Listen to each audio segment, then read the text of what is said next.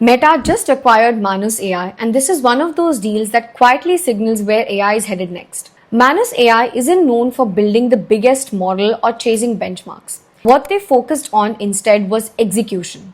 They built autonomous AI agents that can plan tasks, open a browser, navigate websites, use tools, and complete multi-step workflows with very little human input.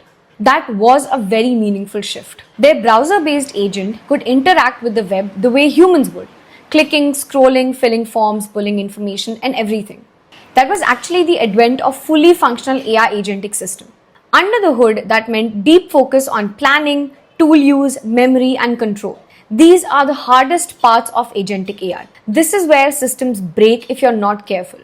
So what does this acquisition mean to Meta? This is about moving beyond assistants that respond to prompts and towards AI agentic systems that can operate inside real workflows. Meta already has a massive distribution, billions of users across its platforms. When you pair that scale with agentic capabilities, AI stops being a feature that you're trying to occasionally use, but starts becoming an infrastructure that runs in the background. And if you zoom out, this fits a broader shift we are seeing across the industry.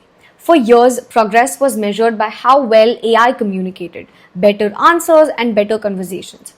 Now, the harder question is whether AI can actually act reliably in real world. Execution introduces new challenges. The errors compound, the trust matters, and guardrails become critical. Now, Meta acquiring Manus is a bet on that next phase. We are moving from conversational AI to agentic AI. And that is something that we are heavily investing in, not just from a research and development perspective, but actually working in industry use cases which generates return on investment.